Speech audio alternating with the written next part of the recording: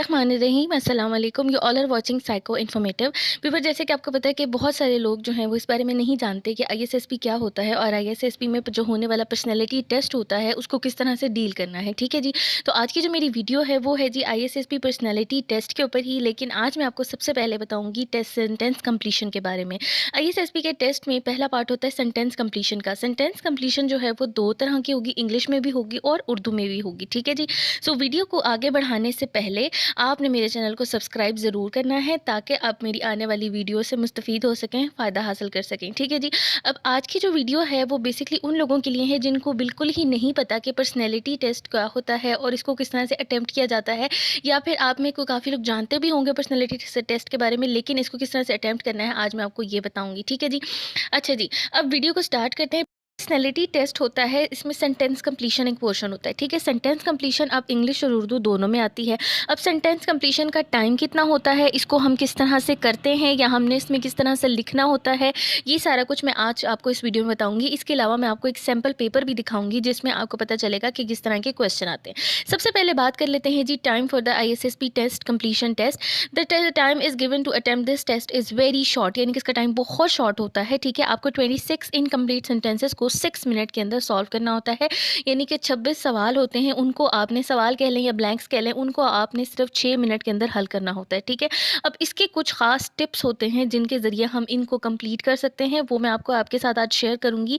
सबसे पहली बात, बहुत इंपॉर्टेंट बात है, आपने क्या करना होता है कि अपना पॉजिटिव रिस्पॉन्स लिखना है। यानी कि सेंटेंस पढ़ते ही जो भी बात आपके जहन में पॉजिटिवली आती है उसको ही आपने लिखना है। कभी भी कोशिश ना करें प्रिटेंड करने की। ठीक है। ये मैं आगे आज चलकर आपको बताती हूँ कि क्यों नहीं कर सकते हम प्रिटेंड। ठीक है। इसके बाद जी सेंटेंस को आपने केयरफुली रीड करना है, सेंटेंस के मीनिंग को समझने की कोशिश करें। ठीक है। उसके बाद आपने क्या करना है कि सेंटेंस को जो रीज़न देना है उसमें कॉन्टिन्यूशन आनी चाहिए, यानी कि आप ऐसा रीज़न दें, यानी कि ऐसा वर्ड लिखें जो कि सेंटेंस को बिल्डअप कर दे। ठीक है। ऐसा नहीं कि कोई इधर उधर से उठा के कुछ भी लिख दे, ऐसा नहीं, बल्कि सेंटेंस को कंप्लीट करना है।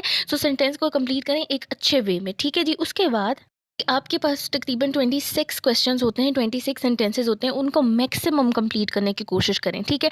और टाइम मैनेजमेंट इसी में देखी जाती है। टाइम मैनेजमेंट मैंने अपनी पिछली वीडियो में बताई थी कि कौन कौन से स्किल्स आपके देखे जाते हैं इस पर्सनैलिटी टेस्ट में। सो टाइम मैनेजमेंट भी उनमें से एक है। टाइम मैनेजमेंट देखी जाती है कि ये बंदा कितने ज़्यादा मैक्सिमम सवाल जो हैं वो 6 मिनट में हल कर सकता है।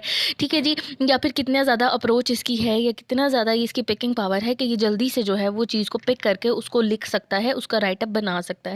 ठीक है जी। उसके बाद नेक्स्ट टिप्स ये हैं कि don't manipulate sentence with the positive reading, यानी कि आपने कोई भी इस तरह की बात नहीं लिखनी जिसमें मैनिपुलेशन हो या फिर कोई इस तरह की हो कि जो प्रिटेंडेशन लगे, यानी कि आपको ऐसे लगे कि जैसे आप प्रिटेंड कर रहे हैं। इस तरह से नहीं लिखना कुछ भी। ठीक है। यूज़ पॉजिटिव वर्ड्स और idea to complete the sentence, ये बहुत इंपॉर्टेंट है, बहुत इंपॉर्टेंट है। किसी भी किस्म का आपने इसमें कोई भी इस तरह की चीज़ नहीं लिखनी जो कि नेगेटिव इम्पैक्ट दे। ठीक है। और फेक सेंटेंसेस नहीं लिखने, यानी कि जैसे इमेजिनेशंस के सेंटेंस होते हैं या फिर ओवर एक्साइटेड या फिर ओवर कॉन्फिडेंट सेंटेंस होते हैं, ऐसे सेंटेंस से अवॉइड करें। ये आपके नेगेटिव मार्किंग में चले जाते हैं या आपके नेगेटिव मार्क को इंक्रीज़ करते हैं। ठीक है जी। उसके बाद जी प्रैक्टिस क्या करें, ज़्यादा से ज़्यादा सेंटेंस कंप्लीशन को, टेस्ट को, यानी कि जितने ज़्यादा आप सैंपल यूज़ कर सकते हैं पहले टेस्ट से पहले आप प्रैक्टिस कर सकते हैं, उतनी ज़्यादा प्रैक्टिस करें। दूसरी बात यह है कि अपनी राइटिंग स्पीड इंप्रूव करें। ठीक है। ताकि आप जो है 6 मिनट के अंदर वो सवाल अब अटैम्प्ट कर सकें। इसके अलावा आपकी वोकेबलरी बहुत अच्छी होनी चाहिए, आपको सुटेबल वर्ड लिखना आना चाहिए। ठीक है।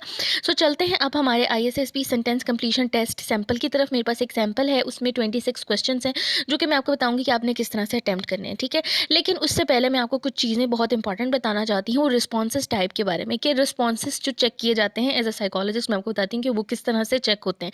ठीक है जी।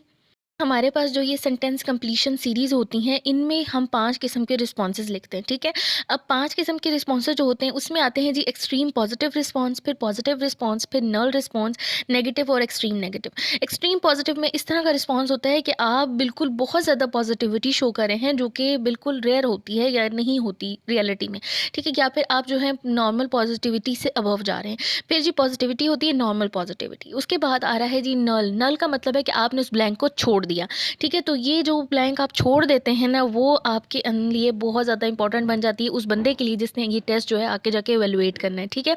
उसके बाद जी नेगेटिव रिस्पॉन्स कोई भी हो सकता है, आपके नेगेटिव वर्ड्स हो सकते हैं, लेकिन एक्सट्रीम नेगेटिविटी जो होती है वो मतलब कि इस तरह से होगी कि आपकी सेल्फ क्रिटिसाइजेशन हो सकती है या आपकी फैमिली क्रिटिसाइज हो सकती है, मतलब कि इस तरह की वर्डिंग हो सकती है जो कि बहुत ज़्यादा आपको नेगेटिव इम्पैक्ट देती है दूसरा के ऊपर, ठीक है? अच्छा जी, अब पहले सेंटेंस की तरफ हम चलते हैं और फिर इसके बाद देखते हैं कि इसमें कौन सा बेटर रिस्पॉन्स हम लगा सकते हैं। पहला सेंटेंस है आई एम अफेयर्ड ऑफ, यानी कि मुझे डर लगता है, I am afraid of death, ठीक है? अब ये क्या है, एक नेचुरल सा रिस्पॉन्स है, ठीक है? लेकिन जो है अगर हम कहें I am afraid of dog, मतलब कि आपने अपना जेन्युइन रिस्पॉन्स देना है और कोशिश करें कि वो पॉजिटिव वर्ड में हो। अगर आप देखेंगे डर, तो वो बोलेगा कि बंदे, अगर आप किसी आर्मी के लिए दे रहे हैं तो वो पहले ही आपका मोराल देख लेंगे कि जी आपका जो मोटिवेशन है वो बहुत कम है, ठीक है जी? उसके बाद जैसे life is combination of sweet and sour. अब ये एक बेस्ट ऑप्शन है कि लाइफ जो है वो कॉम्बिनेशन है खट्टे और मीठी, तनासुब है, मतलब आप समझ लें। तो ये एक बिल्कुल बैलेंस सा आंसर है। लेकिन अगर आप कहें लाइफ इज़ अनहैप्पी, ठीक है, या लाइफ इज़ नो मोर, तो इस तरह के सेंटेंसेस जो हैं वो नेगेटिव इम्पैक्ट देंगे, ठीक है? अब इसके अलावा नेक्स्ट सेंटेंस जो है वो अगला सेंटेंस है आई am happy on my life, I am happy on my success, I am happy on my family, या इस तरह का, तो ये पॉजिटिव आ गए, ठीक है? लेकिन अगर आप लिखेंगे I am happy for being here या I am happy for being a part of army, इस तरह के जो सेंटेंस होंगे वो क्या करेंगे, आपका एक ओवर कॉन्फिडेंस शो करेंगे, ठीक है? या फिर आपका जो है वो थोड़ा सा नेगेटिवली इम्पैक्ट में चले जाएंगे, ठीक है? या एक्सट्रीम पॉजिटिव इम्पैक्ट में चले जाएंगे, ठीक है जी? अच्छा जी, अब उसके बाद जो है, उसके बाद है he knows me very well, ठीक है? अब ये क्या है, सेंटेंस क्या खुद ब खुद ही बन गया, he knows me very well. तो इसमें एक बिल्कुल बैलेंस ही स्टेट आपने लिख दी, ठीक है? अगर आप लिखेंगे ही नोज़ माई नेम, ये भी बैलेंस है। मतलब इस तरह से लिखना है कि जो बैलेंस करे उसको, ठीक है? To become rich is not necessary, ठीक है? और कुछ इस तरह भी लिख सकते हैं कि to become rich is very necessary, to become rich is the compulsory. इस तरह की चीज़ें लिखने से भी मतलब कि आप अपनी उसके मुताबिक लिख सकते हैं, लेकिन रिस्पॉन्स जो है वो पॉजिटिव होना चाहिए। अगर आप लिखेंगे to become rich is my dream, ठीक है, तो ये भी क्या है, आपके उसमें जा सकता है, आपकी पर्सनैलिटी के नेगेटिव इम्पैक्ट में जा सकता है कि आपको पैसे की ज़्यादा तलब है, आप पैसे की बेसिक नीड की तरफ हैं, ठीक है जी? सेंटेंस है he could not be a good man, he could not be a good father, यानी कि इस तरह के आप रिस्पॉन्सेज लिख सकते हैं। ये एक जो है थर्ड पर्सन के बारे में इवेल्युएशन का सेंटेंस है, इसमें आप कुछ भी लगा सकते हैं, ठीक है? लेकिन कोशिश करनी है किस तरफ कि पॉजिटिव रिस्पॉन्स लिख सकें, यानी कि पॉजिटिव वर्डिंग को यूज़ कर सकें, ठीक है जी? नेक्स्ट हमारा है कि हार्डशिप्स आर विद ईज, तो ये एक बहुत पॉजिटिव सेंटेंस बन जाएगा। उसके बाद है व्हेन ही वॉज अलोन, ये जो सेंटेंस है ये आपकी क्या चेक कर रहा है कि अगर आप अकेले हो तो आप क्या करेंगे, ठीक है? इसमें आप अच्छे से अच्छा ऑप्शन लगा सकते हैं कि जैसे when he was alone he was thinking about his future. उसके बाद जी नेक्स्ट सेंटेंस है he is upset now a days, ठीक है? He is upset from his beginnings, ठीक है? इसके अलावा आप लगा सकते हैं, अगर ये सेंटेंस लिखेंगे he is upset from his beginnings, तो इसका मतलब है कि वो बंदा शुरू से ही नाखुश है, ठीक है? तो ये नेगेटिव इम्पैक्ट डालेगा। लेकिन अगर आप लिखेंगे he is upset now a days, ठीक है? He is upset from his failure, तो ये भी ठीक है, नॉर्मलाइज सेंटेंस है, पॉजिटिव सेंटेंस है, तो इनको आप लिख सकते हैं, ठीक है जी? उसके बाद चलते हैं अपने नेक्स्ट सेंटेंसेस की तरफ। है जी, money is need, money is necessary, ठीक है?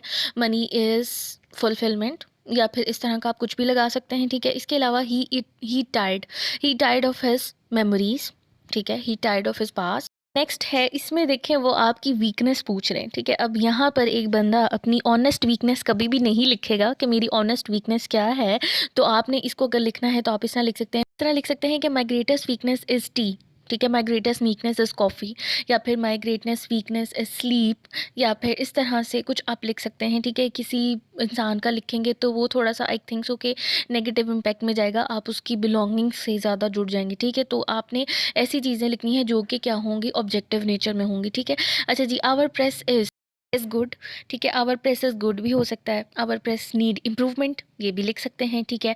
इसके अलावा जी माई सेक्स रिलेशन, अब यहाँ पे देखें ये बहुत पर्सनल क्वेश्चन है, तो इसको जो है आपने बहुत बैलेंस वे में हल करना है। अगर इस तरह का क्वेश्चन हमारे पास नेक्स्ट है ही नीड्स हेल्प, ठीक है? He needs money, he needs care, he needs time, मतलब कि आप इसको पॉजिटिव वे में लिख सकते हैं, ठीक है? इसके अलावा आप इसको नेगेटिव वे में कभी भी ना लिखिएगा, क्योंकि ये आपकी थर्ड पर्सन इवैल्यूएशन है कि आप तीसरे बंदे के बारे में किस तरह से सोचते हैं, ठीक है जी? अच्छा जी, अब चलते हैं नेक्स्ट क्वेश्चंस की तरफ। आ गया I love mountains, I love rain, I love wind, I love winters, I love summer, ठीक है, इस तरह से। या फिर आप लिख सकते हैं कि I love Pakistan. I love Pakistan लिखेंगे तो आई थिंक सो कि वो बहुत ज़्यादा एक्सट्रीम पॉजिटिविटी में चला जाएगा। तो आप ऐसी चीज़ों के बारे में लिखें जो कि आपकी पर्सनैलिटी को बताएं, ठीक है जी। इसके अलावा लिख सकते हैं आप, जैसे कि अगर मैं लिखूँ तो मैं लिखूँगी आई लव राहील शरीफ, ठीक है, अगर लिखूँ। लेकिन ये मुझे पता है कि बहुत एक्सट्रीम पॉजिटिव वे में चला जाएगा, लेकिन हम इसको नहीं, इस तरह नहीं, हम इनको मतलब ऑब्जेक्टिव वे में लिखते हैं, ठीक है। उसके बाद my ambition is to be a good mother, ठीक है। या फिर my ambition is to be a good father, ये बहुत पॉजिटिव सेंटेंस है। उसके बाद नेक्स्ट सेंटेंस को देखते हैं। सेंटेंस जो है वो फ्यूचर के बारे में है कि a time will come when everything's will be good, ठीक है। A time will come when everything will be healed, ठीक है। इस तरह का आप लिख सकते हैं, यानी कि पॉजिटिव अप्रोच आपने देनी है।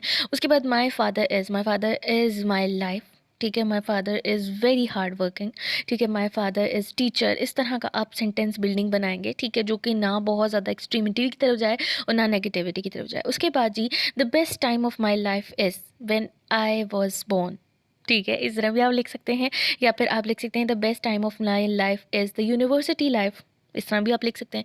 इसके अलावा I am interested in cooking, I am interested in writing, I am interested in listening song, I am interested in blogging. आप इसमें कुछ भी अपना जो पर्सनल इंटरेस्ट है वो लिख सकते हैं, ठीक है जी, लेकिन इंटरेस्ट जो है वो पॉजिटिव वे में होना चाहिए। उसके बाद जी, on his failure he cries, ठीक है, on his failure he gain strength, ये भी लिख सकते हैं। और अगर आप लिखेंगे ही क्राइज तो ये थोड़ा सा जाएगा नेगेटिव में, लेकिन ये ठीक है, इट्स ओके, ये नेचुरल है, ठीक है। उसके बाद हम चलते हैं अगली तरफ, अमंग न्यू पीपल्स। अब ये आपकी जो है पर्सनैलिटी चेक की जाती है कि आप एक्सट्रोवर्ड हैं या इंट्रोवर्ड हैं।